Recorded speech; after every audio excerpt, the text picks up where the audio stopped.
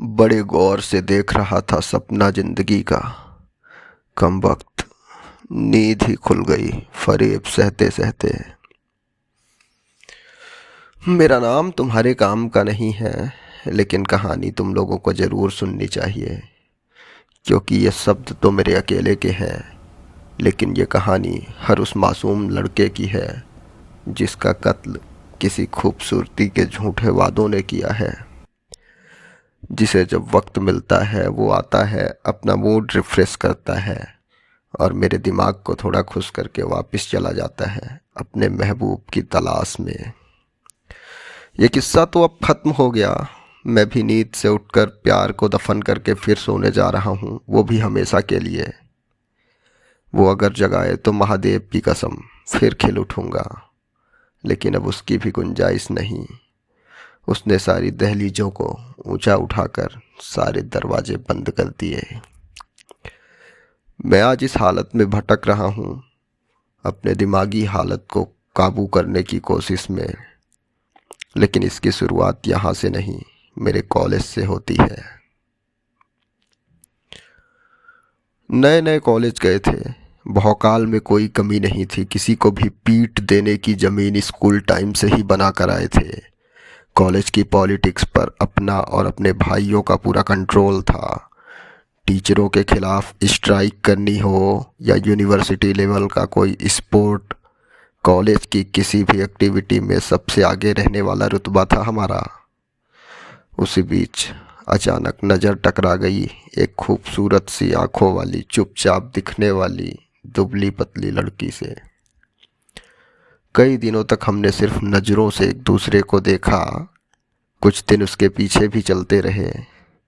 College में वो जहाँ भी जाती हम उसके आसपास ही भटकते रहते, और फिर एक दिन उसकी सहेली से हमें वो बात कहनी पड़ गई जिसकी मुझे बहुत ज़रूरत थी।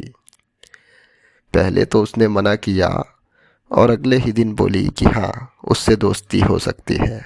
बस फिर क्या था, फेविकोल की तरह सालों से साथ रहने वाले दोस्त ने मेरा संदेशा बिना डरे उसके सामने कह दिया, और पहली बार में ही वो सीधे मेरे पास चली आई और ऐसे बातें की जैसे हम सदियों से एक दूसरे के थे। फिर हम अक्सर मिलने लगे और बातें करने लगे। जब भी बातें करते हम सब कुछ भूल कर एक से लगने लगते थे। फिर हम सोशल मीडिया में ऐड हुए और वहाँ हमने दिल खोल के बातें की, एक दूसरे की हर परिस्थिति में साथ देने की वादे और कसमें खाई। मैंने तो कई बार अपना वादा निभाया, लेकिन उनकी बारी आई तो मेरा फ्यूचर सिक्योर नहीं है सोचकर किसी और के हो गए। मैं इस वीडियो से अपने गुजरे हुए 5 सालों की दास्तां सुना दूं तो वो खुद की नज़र में गिर जाएं, जिन्हें गुमान है कि उन्हें बेहतर मिल गया है। एक बात बताएं, बहुत ज़्यादा तकलीफ़ हो रही है, क्योंकि धोखा बड़ा मीठा मिला है मुझे। एक दिन ऑफिस में काम कर रहा था, तभी अचानक किसी का फ़ोन आया और मुझे वो खबर मिली जो मैं आज तक एक्सेप्ट नहीं कर पा रहा हूँ। जब उसने बताया कि उसकी शादी हो रही है, वो भी उसकी मर्जी से, उस वक्त मेरे सारे सपने, सारे प्रयास, सारे विश्वास का कत्ल एक साथ हो गया। मेरा मस्तिष्क ये स्वीकार करने से मना कर रहा है कि मेरी स्मृतियों की हत्या हो गई है, मेरा कत्ल हो गया है और कातिल अब भी मेरी सराखों पर है। वो जा रहा है मेरी खुशियों का गला घोंटकर, और मैं उसे उसकी हठखेलियाँ समझकर मुस्कुरा रहा हूँ, जैसे मुट्ठी से बालू सरकती है। आपको बताएं, बालू का एक सिद्धांत होता है, आप जितना कसकर उसे पकड़ना चाहोगे वो उतना ही तेजी से आपके हाथ से छूटकर बिखर जाएगा। किसी के छोड़ जाने का दर्द बताऊं, तुम जैसी बेवफा कभी कल्पना भी नहीं कर सकते। ऐसा लगता है जैसे कोई कीमती चीज़ छिन गई हो और वो भी कभी नहीं मिलेगी। रात में सोते हुए अचानक घबरा कर नींद टूट जाती है। इधर उधर देखता हूँ तो सन्नाटों के अलावा और कुछ नज़र नहीं आता। वापस नींद भी नहीं आती। कोई भी काम करने जाऊँ तो बिगड़ जाता है, जिसकी वजह से कोई भी डांटने लगता है। पेट भर खाना खाए तो अरसा हो गया। माँ से सीधे मुंह बात कब की थी याद ही नहीं। दोस्तों से भी अक्सर लड़ाइयाँ हो जाती हैं।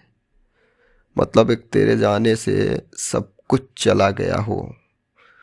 बचा हूँ तो केवल मैं और तेरी यादें। मैं तेरे हक में कोई दुआ नहीं करता, बस खुद को जिंदा रखने के लिए गिड़गिड़ाता रहता हूँ अदृश्य शक्तियों के सामने। मेरी जिंदगी से तू ऐसे निकल गई जैसे कोई फिल्म चल रही थी और अचानक से ख़त्म हो गई। ये फिल्म रिलीज हो चुकी है जिसमें ना कोई रीटेक है ना एडिट करने की कोई गुंजाइश। अगर ज़िंदगी का कोई पार्ट डिलीट करना मेरे हाथ में होता तो मैं उस वक्त को डिलीट कर देता जब तू पहली बार मुझे दिखी थी। एक लम्हे में पूरा 5 साल गुजर गया। जैसे कल रात में ही सोए थे तो सब कुछ अच्छा था। आज सुबह उठे तो मेरे हक का कुछ बचा ही नहीं। लगता है ऐसी किसी दुनिया में आ गए जहाँ बहुत भीड़ है, सभी के अपने अपने दोस्त हैं। मैं अकेला हूँ इस दुनिया में, मेरा कोई है ही नहीं। मैं चीख चीख कर तुझे पुकारता हूँ लेकिन मुझे पता है वो दिन चले गए जब तू मेरी आवाज़ सुनेगी और मुझे चुप कराने के लिए वापस आएगी। अब जुदाई का सफ़र मेरा आसान करो, ख्वाब में आकर ना मुझे परेशान करो। तुम्हें भी नींद तुम्हारे महबूब की बाहों में आने लगी है और थक गए हैं हम भी। चलो हम आज ये किस्सा अधूरा छोड़ देते हैं।